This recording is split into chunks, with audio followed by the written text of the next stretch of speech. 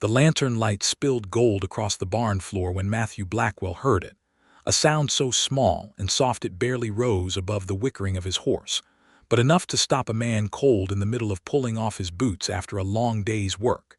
It was the sound of a child breathing in sleep.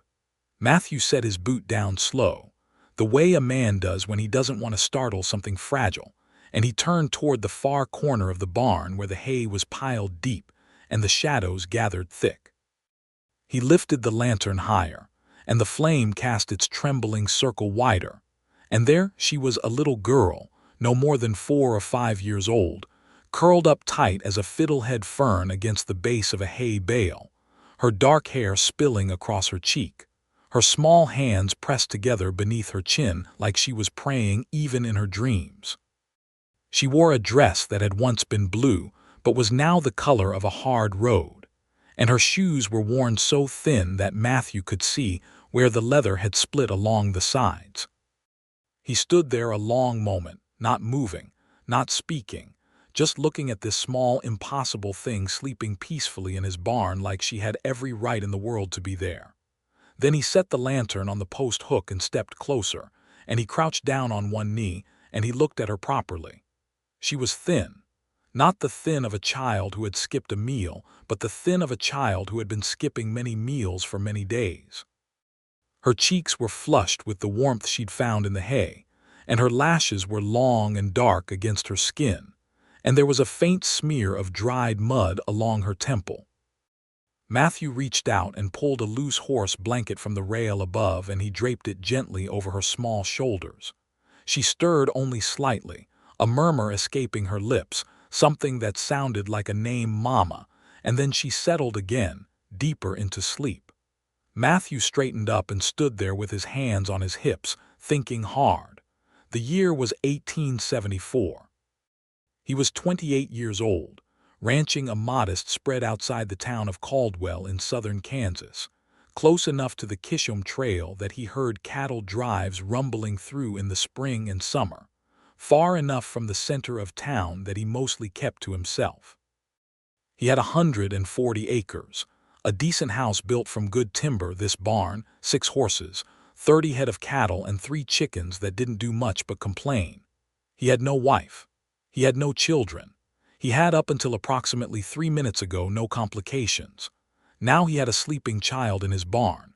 He picked the lantern back up and walked to the barn door and pushed it open and stepped out into the night air, which was cool and smelled of prairie grass and distant rain.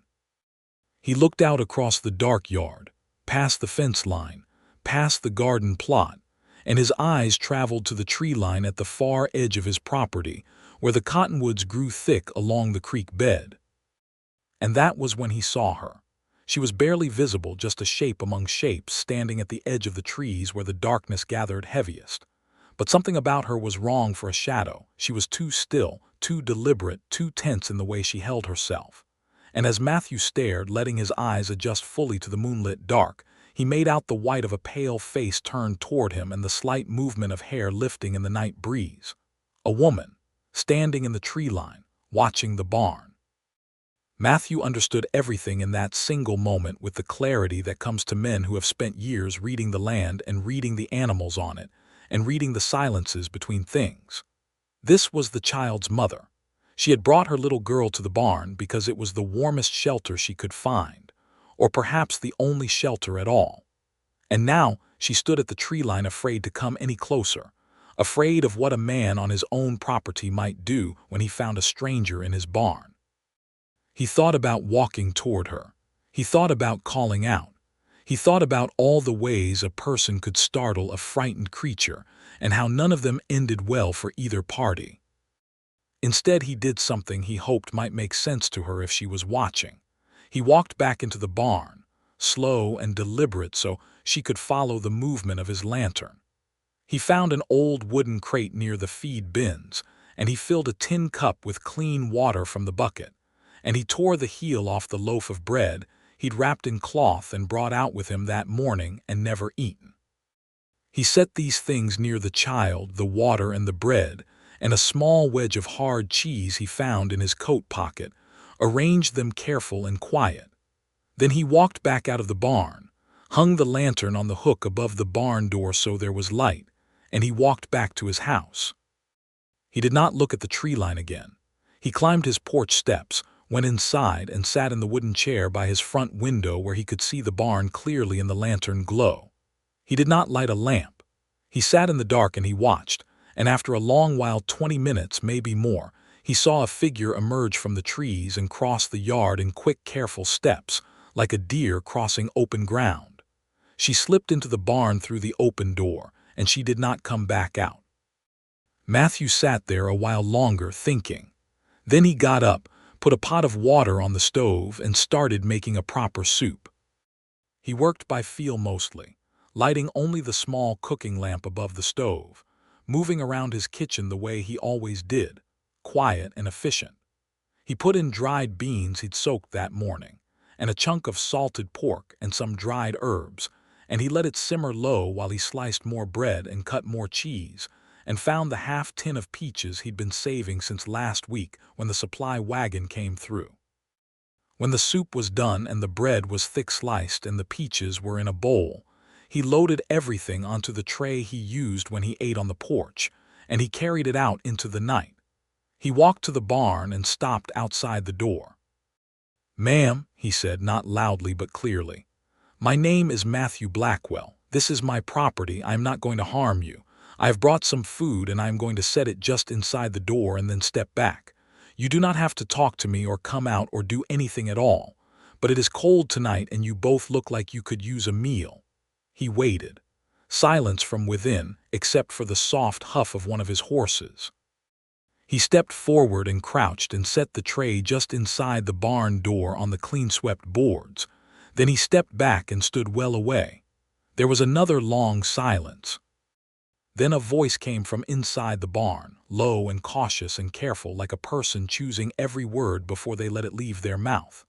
"How do I know you mean what you say?" It was a woman's voice, and it was tired in a way that went deeper than missing sleep. It was the tiredness of someone who had been afraid for a very long time. Matthew thought about that question and he gave it the honest answer it deserved. "You don't," he said. "Not for certain. But your little girl is asleep in there and she's warm and safe, and I put a blanket on her, and I haven't done anything to suggest otherwise. I figure that's about all I can offer you right now as evidence." Another silence. Then he heard footsteps, soft and slow, moving toward the door. She came to the doorway and stood there with one hand on the door frame, ready to pull back if she needed to, and Matthew got his first real look at her in the lantern light. She was younger than he'd expected, maybe 24 or 25, with dark hair that had come loose from a braid and was falling around her face in strands. Her eyes were the color of deep creek water in August, dark green with flecks of brown, and they were sharp and intelligent and guarded in the way that eyes get when they have seen too much and trusted too little. Her dress was the same road-colored exhaustion as her daughter's, and she had a shawl wrapped around her shoulders that had been mended so many times the men's were more fabric than the original. She was thin too, like the child, but she held herself straight with a dignity that Matthew recognized as the kind a person holds onto very deliberately when everything else has been taken from them. She looked at him for a long moment, measuring him the way a person measures a drop from a high place. Then she stepped forward and picked up the tray. "Thank you," she said, and she said it like someone who was out of practice with gratitude but hadn't forgotten how. "There's enough there for two," Matthew said. "I know." She looked down at the tray. "She won't wake up. She sleeps hard when she's warm." "What's her name?" The woman hesitated. "Clara," she said finally. "She's a good sleeper," Matthew said. "Didn't stir when I put the blanket on her." Something shifted very slightly in the woman's face. The sharpness in her eyes softened by 1 degree, as if the image of a stranger putting a blanket on her child was something she had to rearrange herself around. "My name is Rebecca," she said. Then, after a pause, "Rebecca Shepherd." "Matthew Blackwell," he said, even though he'd already said so. It felt right to say it again now that they were saying names properly. Rebecca Shepherd looked at him a moment longer. Then she took the tray back into the barn. Matthew stood in the yard listening to the night sounds, crickets, and the distant lowing of cattle somewhere on the trail, and the soft rustle of the cottonwoods along the creek, and he thought about the fact that he had a woman and a child sleeping in his barn, and that there had been a reason they were sleeping in his barn instead of a bed somewhere, and he thought about what that reason might be. He went back inside and he went to bed, but he didn't sleep for a good long while. When morning came, Matthew was up before first light the way he always was, putting coffee on and pulling on his boots in the blue-gray dark before the sun crested the horizon. He went out to do his morning chores, checking on the horses, breaking the thin ice that had formed overnight in the water trough, scattering grain for the chickens. And he moved the way he always moved, unhurried and steady, so as not to startle anyone who might be watching from inside the barn. When he swung the barn door open to check on his horses, Rebecca Shepherd was awake and standing near the stall of his bay mare, and she startled back a step when the light hit her, her hand going to her chest. "Morning," Matthew said, keeping his voice even and calm. "Morning," she said. She had her hair braided back again, and she'd done something to straighten her dress, and she was holding herself with that same deliberate dignity as the night before, but her eyes were clearer now in the daylight, rested, slightly less guarded. Clara was sitting up in the hay, the blanket Matthew had given her wrapped around her small shoulders like a cape, and she was watching him with enormous dark eyes that were curious rather than afraid. "Who are you?" Clara asked, because she was 4 years old and 4-year-olds ask what they want to know. "My name is Matthew," he said. "This is your barn," Clara said. "It is. It's a good barn," she said seriously, as if she had wide experience with barns and this one had earned particular merit. "Thank you," Matthew said. "I think so too." He looked at Rebecca. "There's coffee on the stove, and I was about to make eggs if you'd like to come inside." She tensed. He could see it, the subtle drawing in, the wariness. "I don't want to impose," she said. "You slept in my barn," Matthew said, not unkindly. "That's already an imposition of a certain kind. Might as well make it a warm one." She looked at him a long time with those creek-water eyes. Then she looked down at Clara, and Clara was already on her feet with the blanket still around her shoulders, looking at Matthew with the frank, expectant expression of a child who has already decided this is going to be interesting. "All right," Rebecca said. They came into the house and Matthew poured coffee into 2 cups, and Clara sat at the table and looked at everything with enormous focused attention. The iron stove, the shelf of books, the rack of tools on the wall, the window that looked out over the yard and the barn beyond. Rebecca sat across from Matthew and wrapped both hands around the coffee cup and drank slowly, and her eyes briefly closed when the warmth hit her, and in that brief moment of released tension, she looked very young. Matthew cracked eggs into the iron skillet and fried them with strips of salt pork, and he sliced the rest of the bread from the previous night and put it all on the table. Clara ate with the focused efficiency of a very hungry person who has remembered that it is polite to use a fork. Rebecca ate more slowly, watching her daughter eat more than she watched her own food. Matthew ate and said nothing and let the silence be what it needed to be. After a while Clara said, "Are there horses in the barn?" "6 of them," Matthew said. Clara looked at her mother with a very specific expression. "You may look at them after breakfast," Rebecca said, clearly answering the look rather than the words. Clara applied herself to her eggs with renewed purpose. Matthew looked across the table at Rebecca and she looked at him, and he asked the question carefully, the way you approach something you know might bite. "Where are you headed, Mrs. Shepherd?" She was quiet for a moment. "West," she said. "From Missouri," she said, "east of Kansas City." That was a long way to have come. Looked at her, at the road-worn dress and the careful braid and the thinness. "On your own?" he asked. "Yes," she said. Then very quietly, "My husband died earlier this year, February." Matthew nodded slowly. "I'm sorry." "We lost the farm in April," she said, as if she was recounting facts from a ledger. "The bank. There was a note my husband had taken out and I couldn't make the payments, so they took it." She looked into her coffee cup. "I had some money saved, not much. I tried to stretch it." She paused. "I've been working where I could, washing clothes mostly, cooking, whatever towns needed doing." "How long have you been traveling?" "Since April," she said. Matthew sat with that. April to October. 6 months of traveling on foot or in borrowed wagons with a small child, washing other people's clothes, sleeping wherever she could find a roof or a barn. The image of her standing at the tree line in the dark came back to him clearly. How long she must have stood there, watching the barn, trying to decide if it was safe, watching him move around with the lantern and then emerge into the yard and look right toward her. "Where in the West are you going?" he asked. "Colorado, maybe," she said. "I've heard there's work in the mining towns, boarding houses that need cooks and laundresses." Matthew thought about the mining towns he knew of. Loud, rough places, full of men who had been away from civilization long enough to forget how to behave in the presence of women and children. A woman alone with a little girl in a Colorado mining camp was a bad idea in every direction he could think of. He didn't say this yet. He thought it was too soon to say it. "Well," he said, "you're welcome to stay today. Rest up. I can spare the food." Rebecca looked at him, and he could see the war going on behind her eyes, the pride and the practical need fighting each other, and the practical need winning by a narrow margin because she was a mother and her child had eaten from a stranger's tray the night before and slept sound and warm, and you couldn't argue with that. "Thank you," she said. "Just today." Clara finished her eggs and looked at Matthew. "Can I see the horses now?" He smiled. It surprised him a little, the way it came so easy. He hadn't had much to smile at in a while. "Let's go look at the horses," he said. The bay mare was called Duchess, and she was the most good-natured horse Matthew had ever owned, with a soft brown eye and a tendency to press her nose into the shoulder of anyone who stood near her long enough. Clara stood on the lower rail of the stall and held out her small hand, and Duchess breathed warm and slow against her palm, and Clara made a sound like she'd been handed something precious.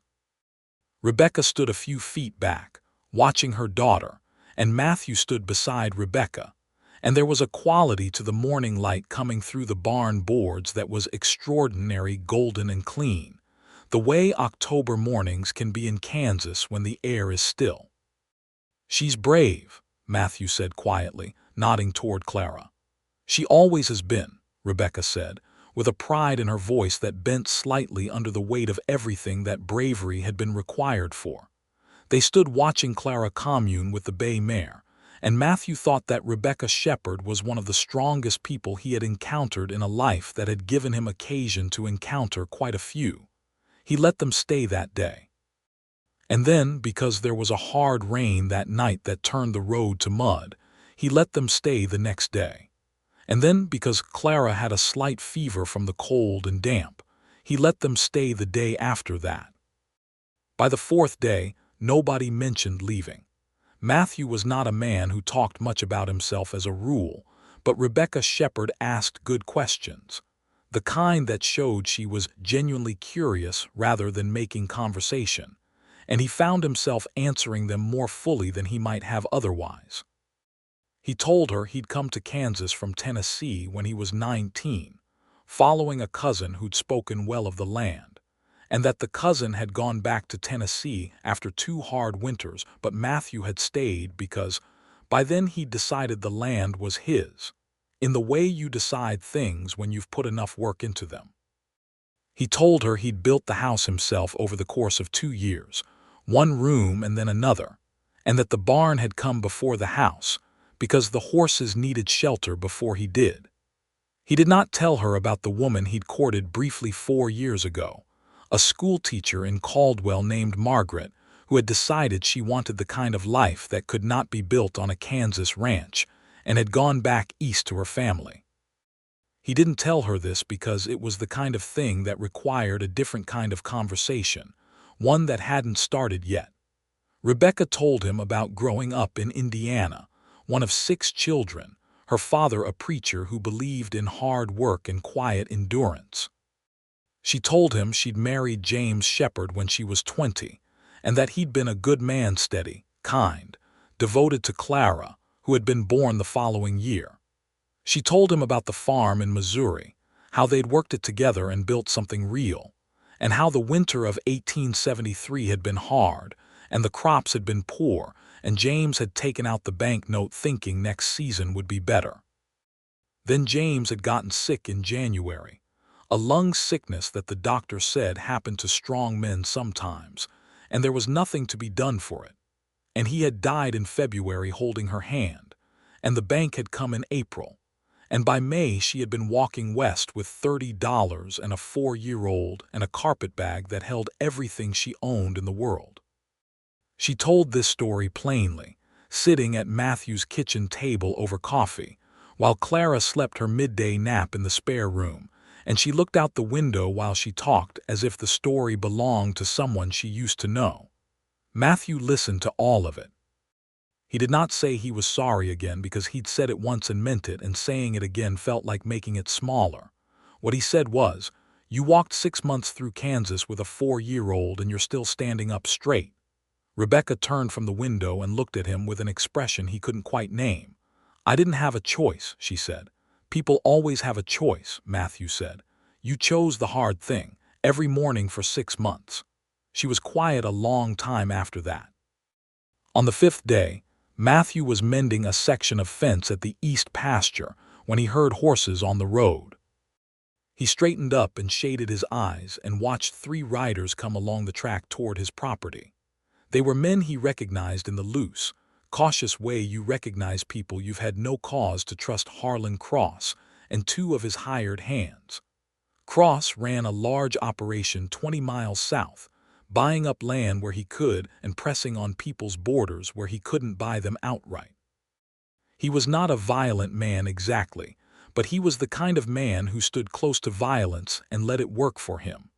Cross pulled up at Matthew's fence line and looked down from his horse with the comfortable authority of a man who is used to looking down at things. "Blackwell," he said. "Cross," Matthew said. "Heard you had some travelers staying on your property," Cross said. He smiled when he said it, the kind of smile that isn't particularly about friendliness. Matthew kept his face easy. "Word gets around fast." "Small county," Cross said. He looked toward the house. "A woman and a child, they say." "They say right," Matthew said. "That's an interesting situation," Cross said. "A woman alone on a man's property." He let that sit in the air between them in a way that Matthew did not like. "She's a widow passing through," Matthew said. "I offered them shelter while the child was unwell. That's the situation," Cross said, still smiling. "Well, if she needs a better situation than a bachelor's ranch, I'm always looking for a capable woman to help run the house. Good wages." He said this like he was being generous.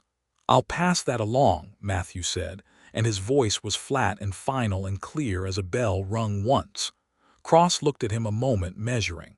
"You do that," he said. Then he turned his horse and rode back the way he'd come with his men behind him. Matthew went back to mending the fence, but his hands worked harder than they needed to for a while.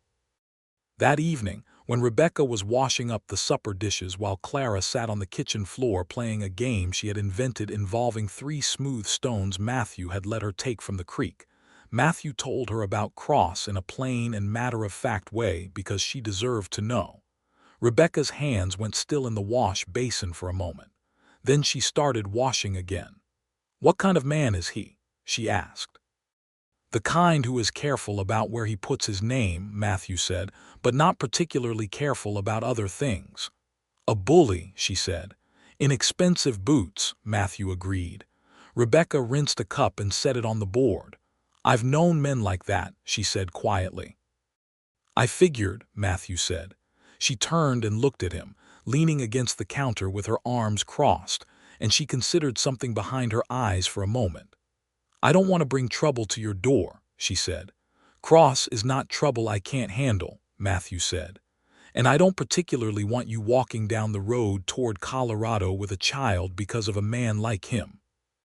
The kitchen was warm from the stove and the lamp was burning low, and Clara was counting her stones in a serious whisper, and Matthew and Rebecca looked at each other in that ordinary kitchen light, and something shifted between them that was small but irreversible. "Thank you," Rebecca said. Not for the reassurance, for something bigger. The days started to build a rhythm. Matthew was up at first light and he did his outdoor work, feeding and watering the horses, checking the cattle, mending whatever needed mending, doing the 100 small necessary tasks of running a ranch alone. Rebecca cooked breakfast and kept the house, and it was not something Matthew had asked her to do. She had simply started doing it because she was Rebecca Shepherd and standing still felt wrong to her. She was a remarkable cook. She could take what was in Matthew's pantry, which was functional and plain, and produce things that made him stop and look at the plate with genuine surprise. "Where did you learn to cook like this?" he asked one morning over biscuits she'd made from scratch, with a gravy that had no business tasting as good as it did. "My mother," she said. 6 children. You had to feed all of them on very little. She could do more with a pork bone than most women could do with a whole pig."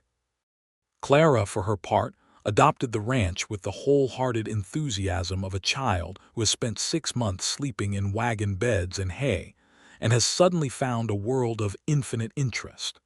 She followed Matthew on his morning rounds, asking questions at a rate that would have exhausted a lesser man. She wanted to know the name of every horse and every chicken. She wanted to know why cows made the sounds they made. She wanted to know why Matthew's hands were so rough and why he wore his hat even when it wasn't sunny, and why the creek made a different sound in the morning than in the afternoon. Matthew answered every question she asked, because he believed children's questions deserved answers, and because Clara Shepherd's questions were, if he was honest, frequently better than the questions adults asked. One afternoon near the end of the second week, Matthew was up on the roof of the barn replacing 2 boards that had gone soft with rot, and Rebecca came out of the house and stood in the yard and shaded her eyes to look up at him. "You need help," she called. He looked down at her from the roof line. "I'm all right. I can hand things up," she said. He looked at her for a moment. "All right," he said. She climbed the ladder with a practicality that told him she'd been on a roof before, and she sat at the top of the ladder and handed him nails and boards as he needed them. And they worked together in the clear October afternoon without talking much. And when they did talk, it was about the work, this board here, that angle there. And it was comfortable in a way that Matthew recognized with some surprise as rare. When they were done and he helped her back down the ladder, his hand on her arm for one brief moment to steady her on the lower rung, he was very aware of how close she was in that moment, and he stepped back and was careful about his expression. But that evening he sat on the porch steps after Clara was in bed and Rebecca came out and sat beside him, not close, but close enough, and they looked at the stars in that wide Kansas sky, and she said, "Can I ask you something?" "Yes," he said. "Why aren't you married?" she asked. He was quiet a moment. "There was a woman," he said, "a few years back. She decided this life wasn't what she wanted." "And you didn't want a different life," Rebecca said. "This is the life I built," he said. It seemed wrong to apologize for it. Rebecca was quiet for a while, looking at the stars. "James never apologized for wanting the farm," she said softly. "I loved that about him. He was certain about what mattered to him." She paused. "I think certainty about the right things is very rare." Matthew thought about that. "What are you certain about?" he asked. She turned and looked at him in the dark, and he could see the glint of starlight in her eyes. "Clara," she said. "Mostly Clara," he nodded. She looked back at the stars. "And that kindness matters," she said, "even when it's inconvenient. Especially then." Matthew looked at her profile against the sky and thought about a woman who had walked 6 months through Kansas with a small child, washing other people's laundry, and had still come out the other side believing that kindness matters. He thought that was something extraordinary. He did not say this, but he thought it very clearly. In the 3rd week, a woman from town came out with her husband on their way to visit family further south, and she stopped at Matthew's fence line, and her husband helped her down from the wagon, and she came up the walk with the particular energy of a woman who has been waiting for an excuse. Her name was Eliza Prout, and she was the wife of the hardware store owner in Caldwell, and she was a good woman who meant well in the way that sometimes means she did more than was strictly asked of her. She brought a pie. She also brought opinions. She knocked on Matthew's door and Rebecca answered it, and Eliza's eyebrows rose slightly, but she recovered quickly and came inside and set the pie on the table and sat down, and she looked at Rebecca with frank curiosity. "You're the widow woman who's been staying," she said, not cruelly, just directly. "I am," Rebecca said. "Rebecca Shepherd." "Eliza Prout," said Eliza. She looked around the kitchen, which was clean and smelled of something cooking on the stove. "Well," she said, "Matthew Blackwell has eaten nothing but his own plain cooking for years. I expect this is an improvement."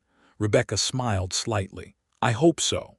Eliza looked at her properly then, with the assessment of a woman who has known hard times herself and recognizes them in others. "What are your plans?" she asked. "I haven't decided," Rebecca said honestly. "Colorado," Eliza said. "Perhaps." Said Eliza in a way that contained quite a lot. She looked at the stove and then at the window and then at Rebecca. "This is a good spread," she said. "Matthew has built something solid here. It lacks only," she stopped herself, which was clearly an effort. "Well," she said, "it's a good spread." Matthew came in from outside at that point, and when he saw Eliza, he removed his hat in the doorway and she stood, and they exchanged the practical pleasantries of people who have known each other in a small-town way for years. Eliza left with the pie plate empty. Clara had taken to pie with the enthusiasm of a child discovering a new category of the world, and when she was gone, Rebecca turned to Matthew with a look that was partly amused. "She approves of the situation," Rebecca said. "I think." "Eliza Prout approves of anything that makes practical sense," Matthew said. He hung his hat on the hook. "She's a sensible woman." "She thinks I should stay," Rebecca said, and she said it carefully, watching his face. Matthew looked at her across the kitchen. He was very still for a moment. "Do you want to stay?" he asked. Rebecca was quiet for a long moment, long enough that the question became something different, not a polite inquiry but an honest one between two people who had been building toward something they hadn't named yet. "I think," she said slowly, "that I have been afraid for a long time, and I think." She stopped. "Go on," Matthew said quietly. "I think this is the first place since February where I haven't been afraid," she said. He nodded. He didn't say anything right away because what she'd said was significant and he wanted to treat it that way. "You can stay as long as you need," he said finally. "Both of you."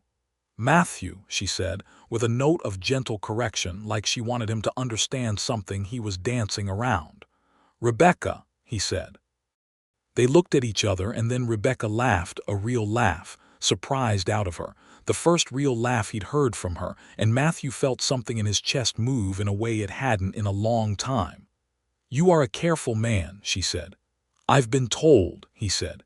"It's not a bad thing," she said. She turned back to the stove and stirred whatever was in the pot. "I meant to ask, there's a loose board on the back porch that I almost went through this morning."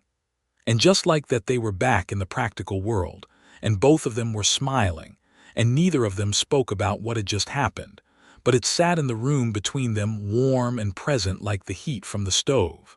Matthew fixed the back porch board before supper. November came in with wind and the smell of early snow, and Matthew rode into Caldwell for supplies and came back with flour and salt and dried beans and a bolt of blue calico he'd noticed Rebecca looking at in the dry goods store once when they'd gone together to get provisions. He set it on the kitchen table without saying anything, and Rebecca came in from the garden. She had started a winter garden of cold hardy greens along the south fence, and she saw it and she stopped. "What's this?" she said. "Blue calico," Matthew said. She looked at him. The directness of her eyes could sometimes catch him off guard even now, which was unusual because Matthew Blackwell was not a man who was easily caught off guard. "You didn't have to do that," she said. "No," he agreed. She picked up the bolt and ran her fingers over the fabric, and he watched her face do something quiet and private. "Thank you," she said. Clara appeared in the doorway from the other room with hay in her hair from the barn, where she had been conducting what she called an inspection of the horses, and she looked at the calico. "Is that for a dress?" she demanded. "Maybe," Rebecca said. "Blue is the best color," Clara announced with authority and disappeared again. Matthew looked at Rebecca. "She's decisive," he said. "She gets it from her father," Rebecca said. She said it easily, naturally, the way you say something that is true and has made its peace with being true. Matthew nodded. He sounds like he was a good man. He was, she said simply. She set the calico bolt on the chair by the window where she sewed in the evenings. I think you would have liked him. I think so too, Matthew said. He meant it genuinely. He had thought about James Shepherd, a man he would never meet, with considerable respect. A man who had built something and loved his family and died too young and left behind a woman who had walked 6 months through Kansas on the strength of who she was. You could tell a lot about a man by the person they left behind. That evening, Matthew sat at the table doing his account books. The fall cattle sales had gone well, better than he'd hoped, and he was working out what could be done with the surplus, and Rebecca sat by the window with the lamp and sewed something from the calico, and Clara sat on the floor between them drawing pictures on the back of an old supply receipt with a piece of charcoal, and the wind moved around the outside of the house, and the fire crackled in the stove, and it was the most ordinary evening in the world. Matthew looked up from his accounts and across the table and out the window where the dark had settled full, and the first stars were visible above the tree line where the cottonwoods stood. The same tree line where he had first seen her, a shape among shadows, afraid to come closer. He thought about that night a lot. The way she had stood in the dark watching the barn. The courage it had taken to stay there at all, knowing her child was inside with a stranger. The longer courage of being afraid and staying anyway. He went back to his accounts, but his pencil moved more slowly.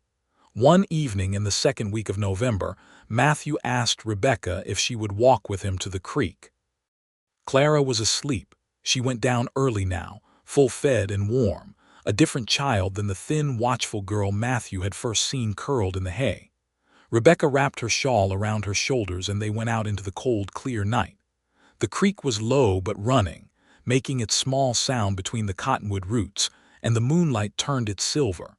They stood on the bank and looked at the water, and Matthew could see Rebecca's breath in the cold air.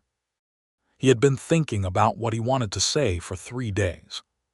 He had been rehearsing it in his head while mending fences and feeding horses and lying awake in the small hours of the morning, and now that the moment had come he found all the rehearsed words had gone somewhere else and he was left with just the plain ones. I would like you to stay, he said. Permanently. Rebecca turned to look at him. I know that's he started. Matthew, she said. He stopped. I know what you mean, she said quietly. You're not just talking about the spare room. No, he said. I'm not. She looked at the creek for a long moment. The moonlight was on her face and on the silver water below, and he could see her clearly, more clearly than he'd seen most things in his life. I was married before, she said. I know what it looks like when a man and a woman are building something. I know what it requires. It requires trust. She paused. And I am not entirely sure I know how to do this again. I'm not entirely sure I'm the same person who did it before. I know, Matthew said. I'm not asking you to be the same person. She turned and looked at him fully. I'm asking you to be the person who is standing here, he said, which is, as far as I can tell, someone remarkable. She was very still for a moment. The creek ran on below them. I think you might be the finest man I've met, she said softly. Since James. She said the last 2 words as if adding them was important, as if they needed to be present in the conversation, and he understood why and respected it. I think, she said slowly, that I need a little more time. Take all the time you need, he said. I'm not going anywhere. She looked at him, and something in her eyes was very warm. You said that very easily, she said. I meant it very easily, he said. She smiled, and in the moonlight beside the creek she was beautiful in a way that went past the physical into something about who she was, something about how she stood in the cold night air with her shawl around her and looked at him with clear eyes and said honest things. They walked back to the house together, and their arms brushed once along the way, and neither of them moved apart from it. In December, the first real snow came. Matthew had told Rebecca about Kansas winters, had been straightforward about the fact that they could be hard, and she had nodded in the way of someone from Indiana who already knows hard winters and does not need to be warned about them. But the first serious snow of the season was still something. It came overnight, and by morning had covered the world in a white silence that changed the sound of everything, and made the barn and the fence posts, and the cottonwoods along the creek looked like a painting. Clara stood at the window with her face pressed against the glass and her breath fogging the pane, and her expression was that of a person witnessing a miracle that they had been promised but hadn't quite believed in until now. "It's the whole world," she said. "Just about," Matthew agreed. "Can we go out in it?" "After breakfast." Clara applied herself to breakfast with record-breaking efficiency. They went out after, all three of them, and Matthew showed Clara how to pack snow into a ball, and she promptly threw it at him and hit him squarely in the chest. And she was so delighted by this that she threw her head back and laughed with her whole body. And Matthew looked at Rebecca beside him, and Rebecca was laughing too. A real laugh. The same surprised, free laugh he'd first heard from her in the kitchen. And the snow was coming down in soft flakes around them, and the yard was white, and the sky was the color of iron, and it was the finest morning Matthew Blackwell could recall in a long time. He caught Rebecca's eye in the middle of it all. She was laughing and shaking snow from her sleeve where Clara had hit her too, and they looked at each other with the specific happiness of two people who are in the middle of a good thing and know it. Later, when Clara was inside by the stove warming her hands and drinking the hot chocolate Matthew had made by melting a block of cocoa into heated milk, a luxury he'd bought in Caldwell specifically because a small girl discovering winter deserved hot chocolate, Rebecca stood in the kitchen doorway and looked at Matthew where he was checking the stove. "Matthew," she said. He turned. "Yes," she said. He looked at her. "Yes." "To what you asked," she said. "By the creek, yes." He stood very still for a moment. "Rebecca," he said, and he said her name carefully as if making sure it was real. "I want to stay," she said. "I want to build something here with you." She paused. "If you still, he said. She smiled, and it was the best thing he had seen in a long time, and he crossed the kitchen to where she stood in the doorway, and he took her hands in both of his, and they were cold from the snow, and he held them warm. Clara looked up from her hot chocolate. "What are you doing?" she asked, with the frank curiosity of a person who needs to know what is happening around her at all times. "I'm holding your mother's hands," Matthew said. Clara considered this. "Okay," she said, and went back to her chocolate. Rebecca laughed softly, and Matthew laughed too, and the snow was still falling outside, and the stove was warm, and the kitchen smelled of cocoa and bread, and it was the beginning of everything that came after. They were married in February.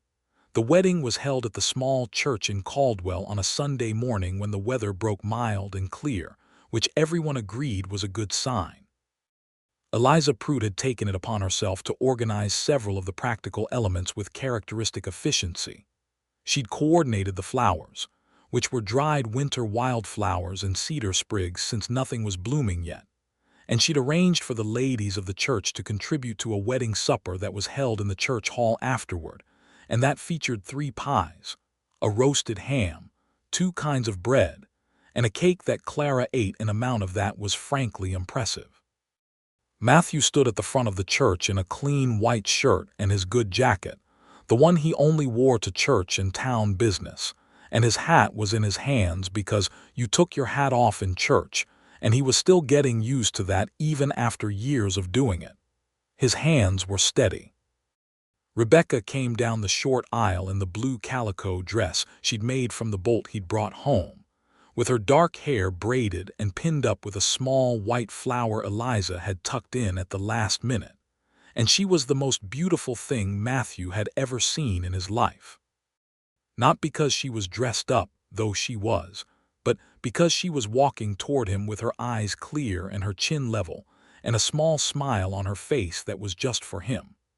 Clara walked beside her, extremely serious about this responsibility, wearing a new white dress Eliza had made as a gift, and holding a small bunch of the dried wildflowers as if they were made of glass.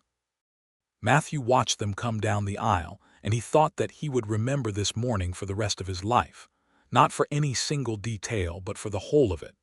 The pale winter light through the church windows, and the smell of cedar, and the sound of someone playing a simple melody on the old church organ, and Rebecca Shepherd walking toward him like she had decided something and wasn't going back. The minister performed the ceremony, and it was simple and sincere. the way things are when they are real.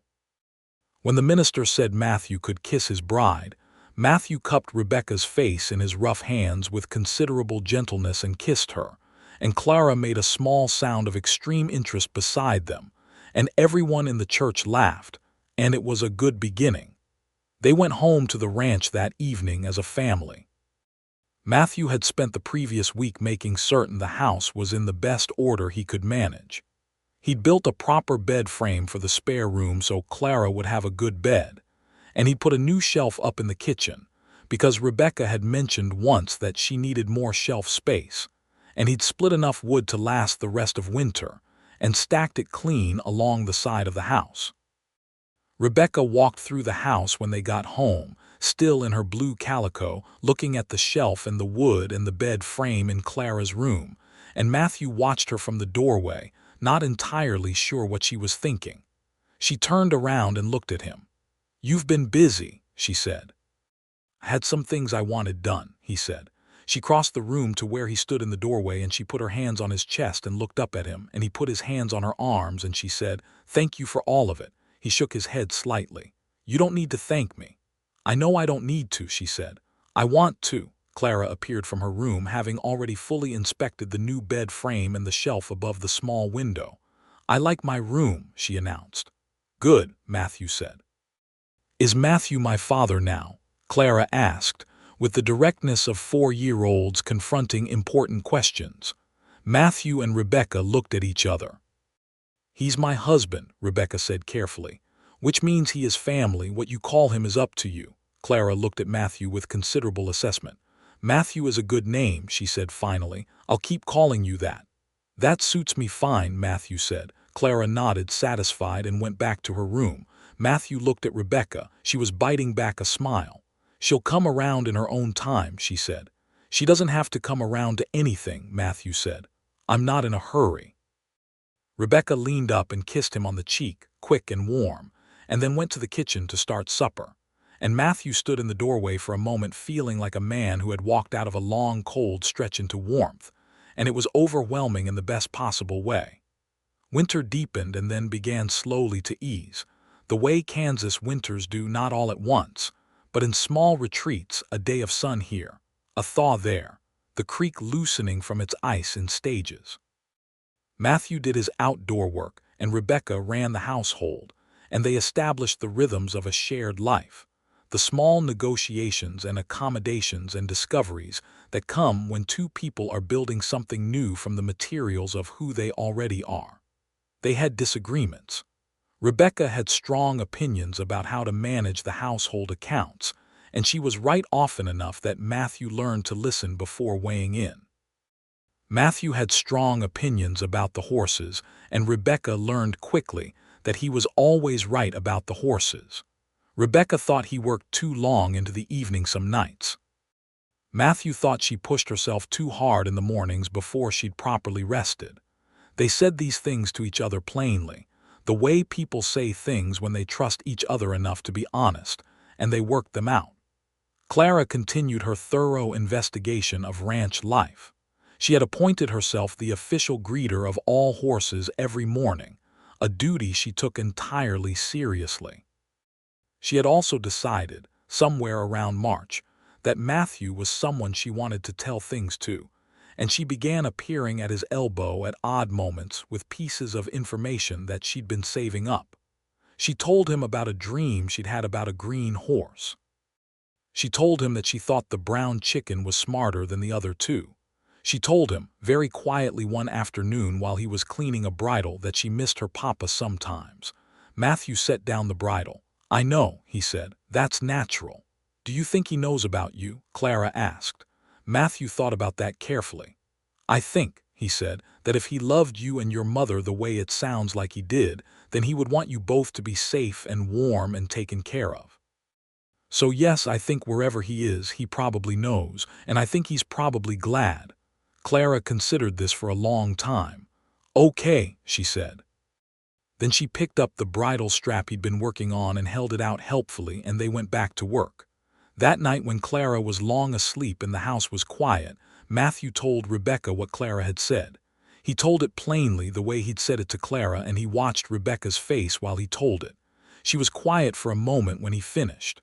"What did you say to her?" she asked softly. He told her. Rebecca looked at him for a long moment. Her eyes were bright and she blinked once and looked at the ceiling briefly, the way people do when they are keeping something in, and then she looked back at him. "Thank you," she said. "You don't, I know," she said. "I want to." He reached across the table and took her hand, and she turned hers over and laced her fingers with his. And they sat like that in the lamplight for a while without speaking, and it was one of the best silences Matthew had ever known. Spring came in good. The winter wheat Matthew had planted in the south field came up strong and green, and the cattle were healthy and fat from the good winter grazing, and the horses were in fine form, and the cold hardy greens Rebecca had planted along the south fence had overwintered better than expected and were producing already. Matthew expanded the garden with Rebecca's guidance. She had grown up gardening and knew things about it that he didn't, which crops wanted full sun, and which did better with afternoon shade, how to prepare the soil with the ash from the stove, when to water, and when to let the rain do it. The kitchen garden became a proper project, and Clara helped with the authority of someone who has decided that anything her mother finds important must be treated with appropriate seriousness. In April, Rebecca told Matthew she was expecting a child. She told him at the kitchen table before breakfast, sitting across from him with her hands around her coffee cup, and she told him straightforwardly, but with a look in her eyes that was watching him carefully. Matthew sat with it for a moment. He felt the information move through him, surprise first, and then a warmth that started somewhere in his chest and spread outward. "Are you certain?" he asked. "Yes," she said. He looked at her. "How are you feeling?" "Tired," she said, "and a little unwell in the mornings, but otherwise, Matthew, are you?" "I'm very happy," he said. She looked at him closely as if checking the truth of it. "Very," he said again, more simply, and the simple way he said it seemed to settle something in her. She released a breath she'd been holding. "I wasn't sure how you'd," she started. "Rebecca," he said, "this is exactly what I hoped for." She looked at him across the table, and her eyes were doing that bright thing again, and she pressed her lips together and nodded once, and he got up and came around the table, and she stood and he held her carefully, the way you hold something precious and real. Clara appeared in the doorway in her nightdress, hair entirely wild from sleep, and looked at them with her customary assessment. "What's happening?" she said. Matthew and Rebecca both looked at her. "You're going to have a brother or a sister," Rebecca said. Clara stared at this for a long moment. "Which one?" she said. "We don't know yet," Rebecca said. Clara turned this over in her mind. "I would like a brother," she said. "Boys are more interesting in some ways." Rebecca laughed. Matthew laughed. Clara looked at them both with the expression of someone whose perfectly reasonable statement has received a disproportionate response, and went to sit at the table for breakfast. The summer of 1875 was long and warm and full of the particular quality of life that belongs to people who are building something and know it. Matthew worked the ranch with a new energy, expanding what he'd been maintaining. He put in 2 new fence lines, bought 4 more cattle from a neighboring ranch whose owner was moving north, and started the foundation for a proper root cellar that would let them store more food through winter. Rebecca managed the house and garden and helped with the accounts and made the ranch feel like a home in ways that Matthew hadn't known it was lacking until they were suddenly present. In August, Harlan Cross appeared at Matthew's fence line again. He came alone this time, which Matthew noticed. He pulled up on his fine horse and called out across the fence, and Matthew came from the barn and stood on his side of the fence with his thumbs in his belt. "Blackwell," Cross said. He tipped his hat with an elaborate courtesy that was the opposite of respectful. "Hear you married the widow woman." "I did," Matthew said. "And expecting a child," Cross said. "Yes," Matthew said. "There's something you want, Cross." Cross looked across the fence at Matthew's land, the green fields, the solid barn, the house with smoke coming from the kitchen. He looked at it the way men like him look at things other men have built. "I'll give you a fair price for the East 40, he said. "Cash, right now." "Not for sale," Matthew said. I'd give you more than it's worth, Cross said, not quite hiding the edge in his voice. Still not for sale, Matthew said.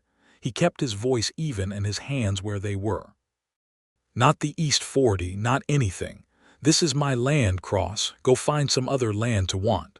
Cross looked at him a long moment. Matthew looked back. The moment had a quality to it. Two men on opposite sides of a fence in the full August sun, and one of them was absolutely certain about what he was standing on. Cross turned his horse without another word and rode back down the track. Matthew watched him go and then went back into the barn and stood there a moment, steadying something in himself. Then he went back to what he'd been doing. That evening he told Rebecca, again straightforwardly, and again she listened without flinching. "Do you think he'll cause trouble?" she asked. "He might try," Matthew said, "but he's not the kind to do it openly, and the law in Caldwell knows his reputation. The sheriff, Tom Hayes, is a fair man. I'll ride in and talk to him tomorrow." "I'll come with you," Rebecca said. Matthew looked at her. "Don't argue with me about this," she said pleasantly. "I'm very pregnant and I'm not fragile and I want to know what's happening with our land." "I wouldn't dream of arguing," Matthew said. They rode into Caldwell the next morning, Rebecca sitting beside him on the buckboard, and they called on Sheriff Hayes, who was a lean, quiet man of 50 with a gray mustache and an extremely calm manner. He listened to Matthew's account of Cross's visits and his expressions of interest in the land, and he nodded slowly. "Cross has been acquiring land by various means," Hayes said carefully. He looked at Rebecca. "If he becomes a problem, Mrs. Blackwell, you come to me directly. I want to know about it." "We will," Rebecca said. Hayes looked at Matthew. "Keep your fence lines documented.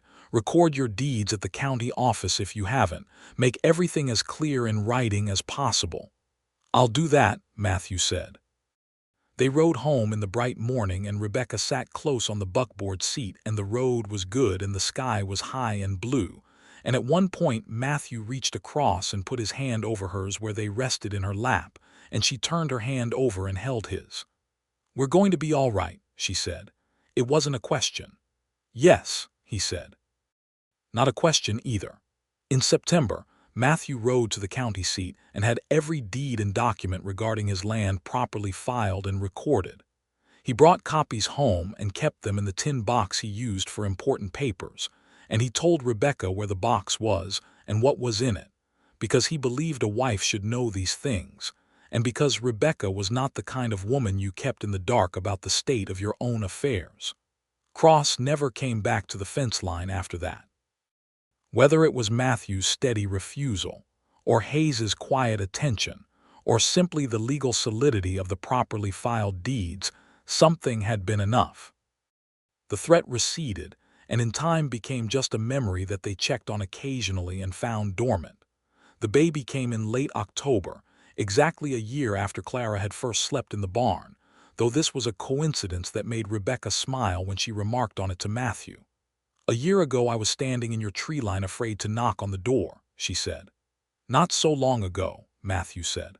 "A lifetime ago," she said, and she meant it entirely differently than if it had been a complaint. She meant it as a measure of how much had changed. The birth was attended by Dr. Calloway from Caldwell, who arrived by horse in the sharp October morning, and by Eliza Prout, who had appointed herself to this role without being asked and was exactly the right person for it. Matthew paced the yard in the cold, and Clara sat on the porch wrapped in a blanket, too restless to sleep, keeping him company with her presence. "Are you worried?" Clara asked him. "Yes," he said, because it was the truth. "I was born and it worked out fine," she pointed out. Matthew looked at her. "That is a very good point," he said. "Mama is very strong," Clara said. "She walked a really long way with me, so she can do this." Matthew put his arm around her shoulders, and she leaned into his side without thinking about it, the way children do when they are comfortable and tired, and they stood on the porch together watching the dawn come up slowly over the eastern prairie. When Dr. Calloway opened the door and told Matthew he had a son, Matthew stood very still for a moment, and then he went inside. Rebecca was propped on pillows, pale and exhausted and more beautiful than he could stand, and she was holding a small, red-faced, fierce-looking person wrapped in a white cloth, and she looked up at Matthew when he came in with an expression that was everything pride and exhaustion and love, and that same clear directness that was entirely her. "Come and meet your son," she said. Matthew sat on the edge of the bed and looked at the small person in her arms. The baby's eyes were half open, dark and slightly unfocused the way newborns are, and his small fist was pressed against his own cheek. "He's something," Matthew said softly. "He is," Rebecca agreed. Matthew touched the back of one finger very gently to the baby's cheek, and the baby turned toward it with the instinct of the newborn, and Matthew's chest did something complicated and profound. "What are we calling him?" he asked. Rebecca looked at him. "I was thinking James," she said, "if you agree." Matthew looked at her. "James.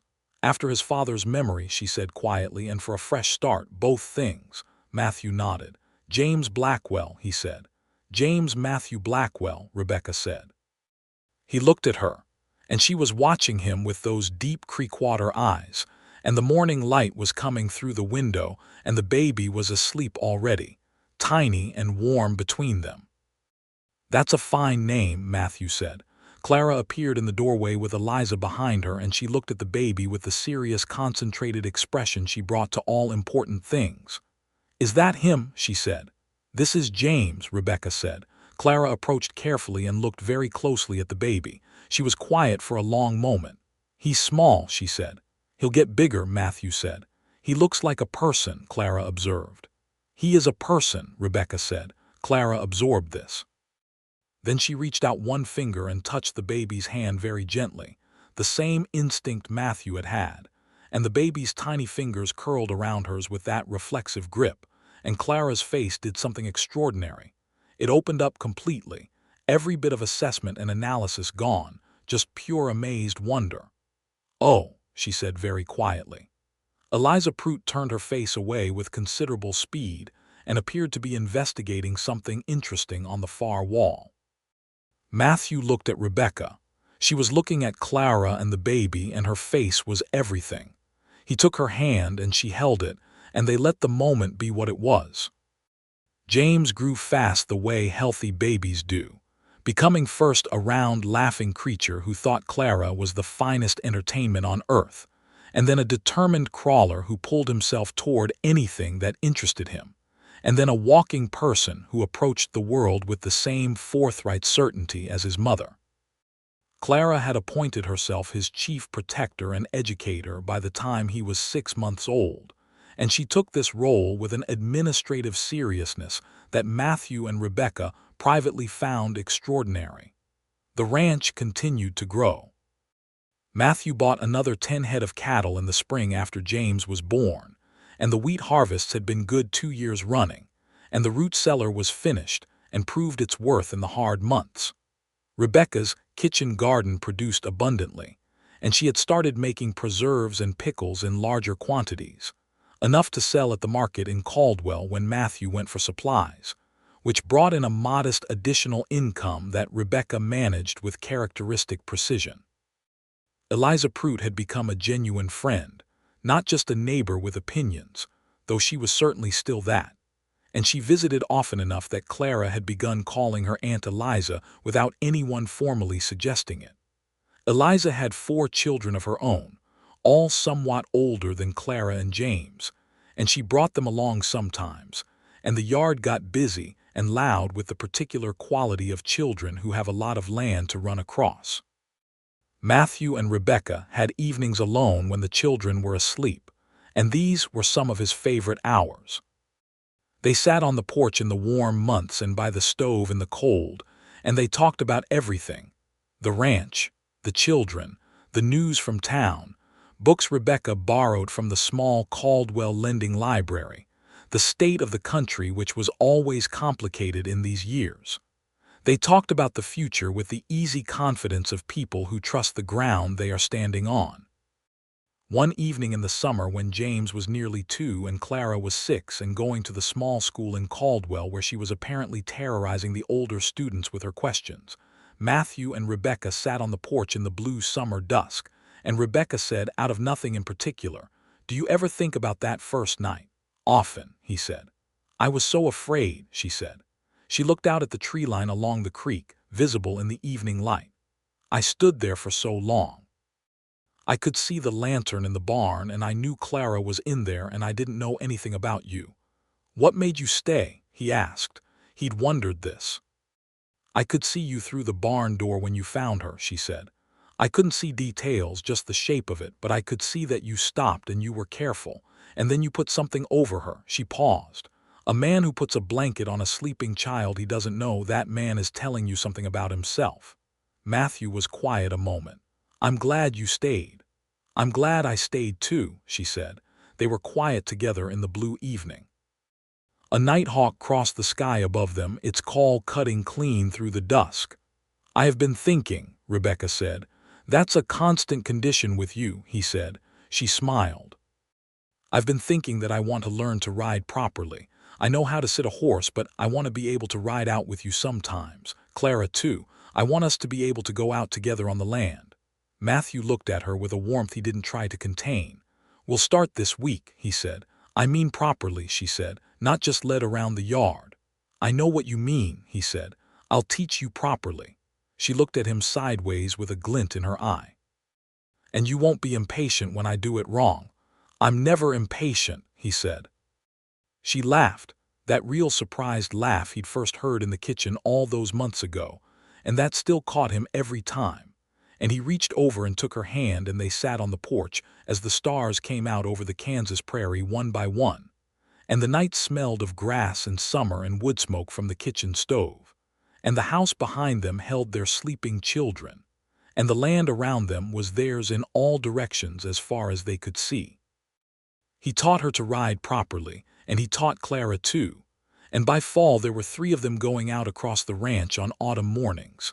Matthew on his black gelding, Rebecca on the bay Duchess who had always been gentle, and Clara on a small gray pony Matthew had traded for at the market in September, who Clara named George on sight, and that was that.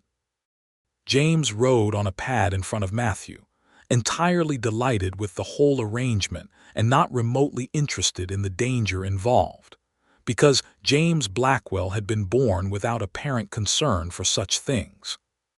They rode the fence lines and the creek bank and the open south pasture, and Matthew pointed out things to them. The way the grass changed where the soil did, the tracks of deer along the creek mud, the high hawk riding the updraft above the eastern ridge, and Rebecca watched everything with her serious, interested attention, and Clara asked questions and James grabbed the saddle horn and laughed at everything. The winter of 1876 came cold, but they were ready for it. Root cellar stocked and woodpile built high and the barn solid and warm for the horses and cattle. Matthew had added 2 more horses to the string, good ones, working horses, because the ranch needed it, and the barn was fuller and louder and smelled pleasantly of hay and horse and the particular warmth of animals in winter. Clara was 7 and going to school with fierce enthusiasm. She had made 2 friends her own age, girls named Lucy and me, who thought Clara Blackwell was the most interesting person they knew, a view that Clara accepted as reasonable. She was reading above her age, and her teacher, a young man named Mr. Porter, who had come from Ohio to teach in Caldwell, sent home a note in November saying that Clara was exceptional, and would they please provide her with harder books, because she had exhausted the school's supply. Matthew rode to the county seat and came back with a stack of books from the subscription library there, and Clara sat at the kitchen table with them, arranged before her like a feast, and looked at Matthew with an expression of such concentrated gratitude that he had to look away for a moment. "These are mine," she said. "All of them," he said. She picked up the first one and held it carefully. "Matthew," she said. He looked at her. "Thank you," she said, and it was the most serious she had ever said it, which was saying something because Clara Shepherd was serious about most things. He put his hand briefly on her head. "You're welcome," he said. Rebecca was standing in the kitchen doorway, and when he turned, her expression was the one he had come to know as the one she wore when something had moved her that she hadn't quite expected. He walked past her into the kitchen, and she caught his arm lightly and stopped him. "You know," she said quietly, "sometimes I look at what this is and she stopped. "What?" he said. "I just want to make sure you know," she said. She looked up at him, those creek-water eyes direct and clear.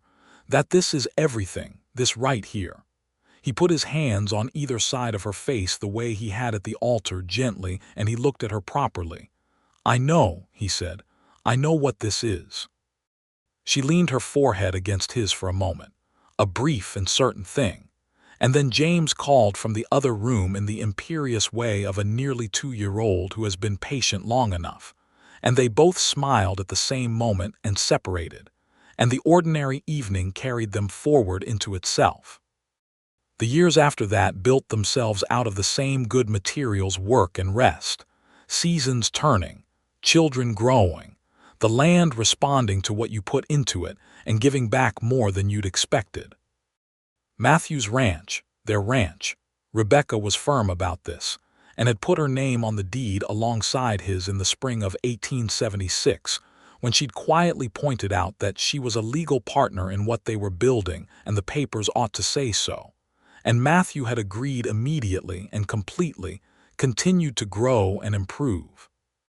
They added a second milk cow, which was Rebecca's idea and proved immediately sensible, and a proper kitchen garden fence to keep the rabbits out, and a new roof on the house when the old one started showing its age. Clara was 12 when she told Matthew she wanted to be a doctor. She said it at breakfast one morning with the air of someone who has been thinking about this for a while and is now presenting conclusions. She had been reading everything she could find about medicine and science for the past 2 years, borrowing books from everyone who had them, writing letters to the county seat asking for access to their medical texts. Matthew and Rebecca looked at each other across the table. "A doctor," Rebecca said. "Yes," Clara said. "I know women can't be doctors at most schools yet, but Dr. Elizabeth Blackwell," she paused significantly, "who I am aware shares Matthew's name, went to medical school and graduated in 1849, and there are women's medical colleges now, in Philadelphia and New York. I've written to inquire." Matthew and Rebecca stared at their 12-year-old. "You've written to inquire," Matthew said. "Yes," Clara said calmly. Matthew looked at Rebecca. Rebecca was pressing her lips together in an expression that meant she was very proud and slightly undone by it at the same moment. "Well," Matthew said. He cleared his throat. "Let's see what the letters say." Clara nodded, satisfied, and applied herself to her breakfast. James, who was 6 and primarily interested in horses and whether there would be pie later, looked at his sister and then at his parents. "What's a doctor?" he asked. "Someone who helps sick people get better," Matthew said. James thought about this. "Can I be a cowboy instead?" he said. "You absolutely can," Matthew said. Rebecca laughed, and Matthew laughed, and Clara shook her head at her brother with the resigned affection of a person who has accepted that not everyone operates at the same level of ambition, and the morning went on. Letters came back from 2 colleges. The replies were cautious but not discouraging. There were women's medical schools and there were pathways, though they were narrow and required extraordinary students. Clara read the letters with great attention and said, "I will need to continue with my studies and I will need mathematics. Mr. Porter only knows so much mathematics. I will need another teacher." Matthew rode to the county seat the following week and inquired about tutors and came back with the name of a retired schoolmaster in a town 20 miles south who had been a university man and was willing to correspond by mail and meet monthly. He told Clara what he had arranged and watched her face. She looked at him for a long moment. "You did that for me," she said. "Yes," he said. "You didn't say anything about it being difficult or expensive," she said. "It isn't not either of those things," he said. "But that's not what matters." Clara looked at him for another long moment. She was 12 and she was Clara and she was not given to dramatic expression, but something in her face shifted and settled in a way that Matthew recognized as a decision being made. "I'm going to call you Papa," she said, "if that's all right." Matthew went very still for a moment. "That's more than all right," he said. "Good," she said, and she picked up the letters and went back to her room to study. Matthew stood in the hallway for a moment, not quite trusting his own face, and then he turned around to find Rebecca standing at the kitchen door with tears running freely down her cheeks and making no particular attempt to stop them. He went to her and held her, and she held him back, and neither of them said anything because there was nothing that needed to be said. The ranch and the family and the years continued to weave themselves together. James was 11 when he announced with equal seriousness to his sister's earlier declaration that he intended to have his own cattle operation one day, specifically longhorns, because he had read everything available about the Kishom Trail drives and had decided that longhorns were the finest cattle in existence, and he intended to prove it. Matthew took this with the same seriousness he'd taken Clara's plans, and began teaching James everything about cattle management with thoroughness and genuine enjoyment, because James had a gift for it, a natural instinct for animals and land that reminded Matthew of his own younger self. Clara had continued her studies with a ferocity that impressed everyone, and eventually went east at the age of 19 to attend the Woman's Medical College of Pennsylvania. The day she left was one of the hardest mornings Matthew had experienced, and he stood on the Caldwell platform watching the train take his daughter away from him, with everything in him wanting to call her back and everything in him knowing that you didn't do that to someone like Clara, who had earned every mile of the track ahead of her. Rebecca stood beside him and took his hand. "She's going to be extraordinary," she said. "She already is," he said. Rebecca leaned her head briefly on his shoulder, and they stood watching the train until it was gone. Then they turned around and James was there, 16 and nearly as tall as Matthew, and he was trying to look unaffected and not quite managing it. "She'll write every week," James said. "She said she would," Rebecca agreed. "Clara does what she says she'll do," James said, with the certainty of a younger brother who has built his empirical understanding of human reliability entirely on his sister. They went home. Clara wrote every week. In the spring of 1889, when James was 13 and the Kansas prairie was flowering and the cattle were fat and the ranch was running the best it had ever run, Rebecca told Matthew she was expecting again. She was 39, he was 43. They sat across the kitchen table in the evening lamplight with this between them. "Are you?" he started. "Surprised," she said. "Yes, are you?" "Yes," he said. "Are you?" "Fine," she said. "I feel fine." She paused. "Matthew," he looked at her. "I'm happy," she said. He sat with that, let it settle. Then he was smiling and she was smiling, and the lamp was warm between them, and outside the spring prairie was full of its particular green and endless beauty. "A third child," he said. "Apparently," she said.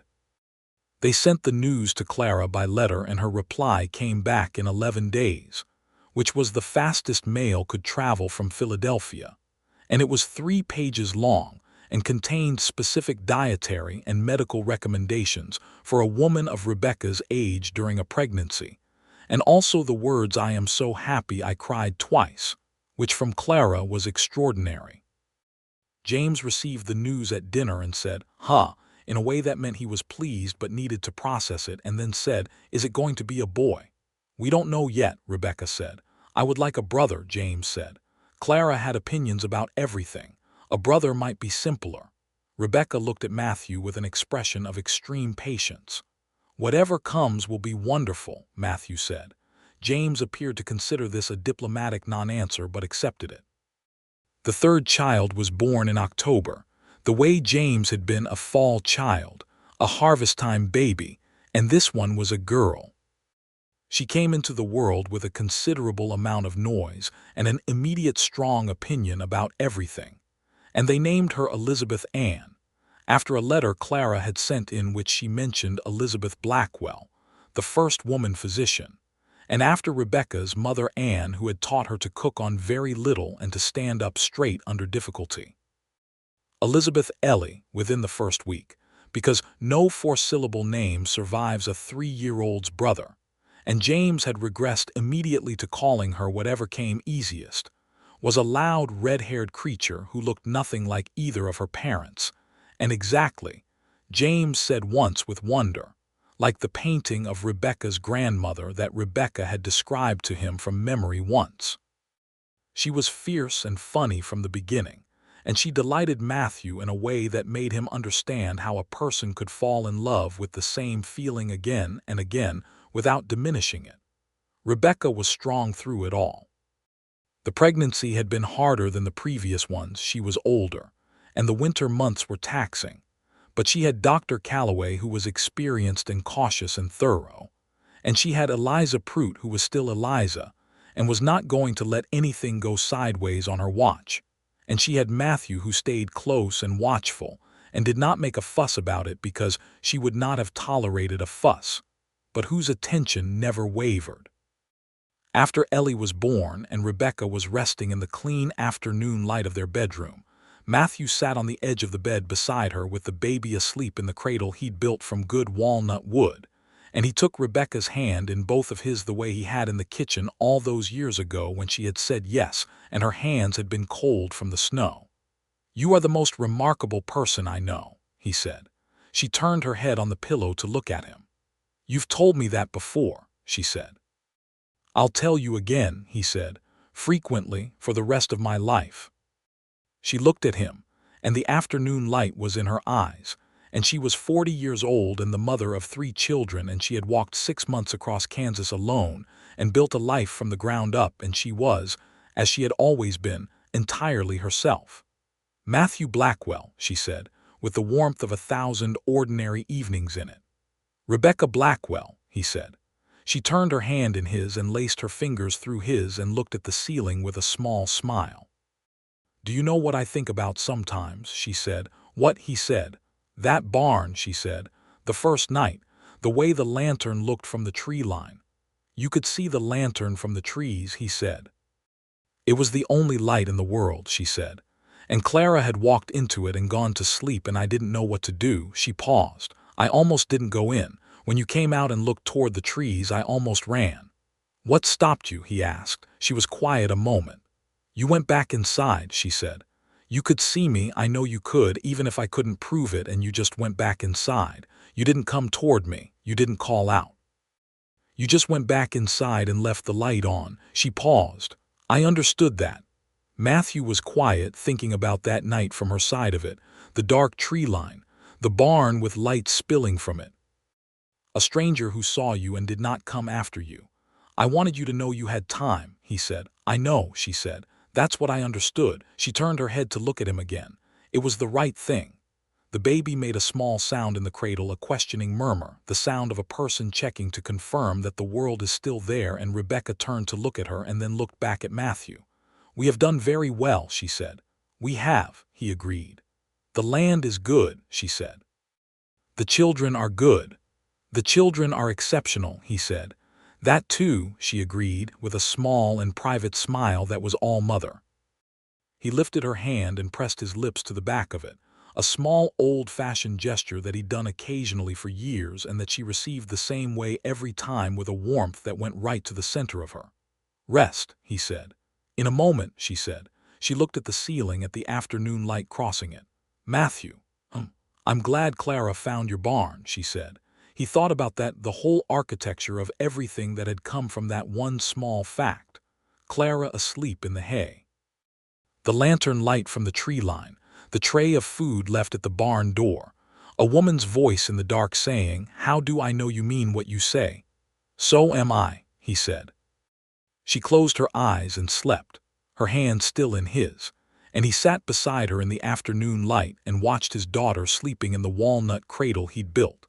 And outside the window the Kansas prairie spread out wide and golden toward the horizon, and somewhere out there Clara was becoming a doctor, and downstairs James was probably reading about longhorns, and the horses were in the barn making their comfortable sounds, and the land was theirs in all directions as far as you could see. Matthew Blackwell sat with his wife's hand in his and looked at the world he had built, and found it was everything he'd ever wanted, and more than he'd known to ask for. When Ellie was old enough to understand stories, she made Matthew tell her the one about the barn over and over. She would sit in his lap in the evening chair by the stove, a small, red-haired certain person who knew her own mind entirely, and she would say, "Tell me about the night Mama came." And Matthew would tell it. He told it the same way every time because the best stories are better for being told the same way: the lantern in the barn, Clara asleep in the hay, the woman in the tree line watching from the dark. "Were you scared?" Ellie always asked. "No," Matthew always said. "Was Mama scared?" "Yes," he always said. "But she came anyway," Ellie would say. "She came anyway," he would confirm. Ellie would think about this with the same focused seriousness that Clara had brought to everything and James brought to cattle. "That's brave," she always concluded.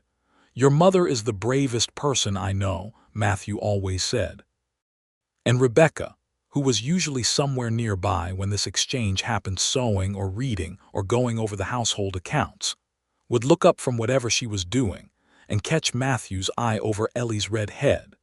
And the look between them was 20 years of good work and hard winters and morning coffee and creek bank conversations and children's laughter in the yard and all the ordinary, extraordinary days that add up to a life that is entirely and abundantly real. And she would smile and he would smile and Ellie would say, "Tell it again," and he would. He always would. Clara came home in 1895 a doctor. She walked off the train in Caldwell in the early June morning, 30 years old and taller somehow, or perhaps just more completely herself, with a medical bag in one hand, and a look on her face that was Clara at 12 asking about medical schools, Clara at 7 reading her stack of books, Clara at 4 standing on the fence rail putting her hand out to a bay mare named Duchess. She was all of those people, and she was new entirely. Matthew stood on the platform and watched her come, and felt something in his chest that didn't have a good word. She walked straight to him and hugged him hard, the way she'd gradually started doing over the years, having decided somewhere in her teens that reserved affection was inefficient, and he held his daughter and she was solid and real and present. "Papa," she said. "Clara," he said. "Dr. Clara, apparently." She pulled back and looked at him with those eyes that were James Shepherd's eyes in a face that was Rebecca's, and she was grinning. "Dr. Clara," she agreed. Rebecca was there and James, 21 now and already running a portion of the ranch that Matthew had put formally in his hands the previous year, and Ellie at 6 who had been informed approximately 14 times what this morning was about but still approached her adult sister with the assessment of someone meeting a legend. "You're really a doctor," Ellie said. "Really," Clara said. "Can you fix things?" Ellie asked. "Most things," Clara said. Ellie nodded, satisfied. "Good," she said. "The brown horse has a sore foot. That," Clara said, "is more in Papa's line of expertise, but I'll look." They went home, all of them, and the kitchen was full and the table was crowded and it was the loudest breakfast Matthew could remember. And at one point he looked around the table at all of them. Rebecca at his left, Clara across from him, James taking up more of his chair than anyone else. Ellie conducting a full conversation about the brown horse's foot, and he thought that the man who had found a small girl asleep in his barn one October night in 1874 and had gone back inside instead of across the yard had made, without entirely knowing it, the best decision of his life. That evening, when the house was quiet and the children were settled and the summer dark was soft and full of crickets, Matthew and Rebecca sat on the porch together. The same porch they'd sat on 100 times, 1,000 times. The boards were replaced now, twice over, and the steps were new, and the roof had been rebuilt, but the view was the same: the yard and the fence and the garden and the barn with the lantern hook above the door, and past the barn the cottonwoods along the creek standing in the summer dark.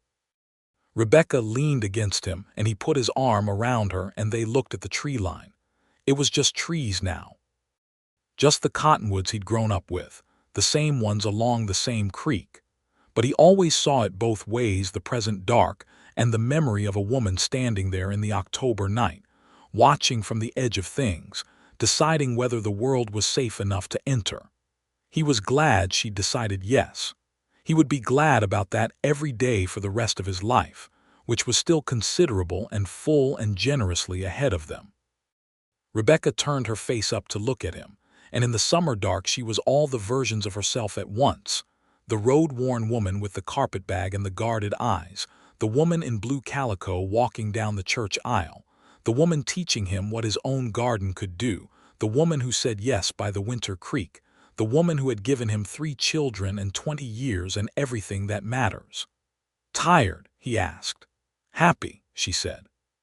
He pressed his lips to her temple and she closed her eyes briefly, and the night settled around them warm and full of its own good sounds, the creek and the horses in the barn, and somewhere inside the house the murmur of Clara's voice telling Ellie something, and the low, easy laugh of James responding to something only he'd heard.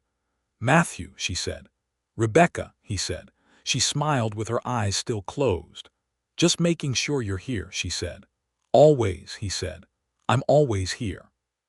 And he was, and he meant it, and it was true. The Kansas night spread wide above them, stars in their thousands, and the land was theirs and the life was theirs. And it was good plainly, abundantly, wholly good in all the ways that things built from hard work and honest love and the willingness to set a tray of food at a barn door and step back and let a frightened woman take her time are good. It was enough. It was more than enough.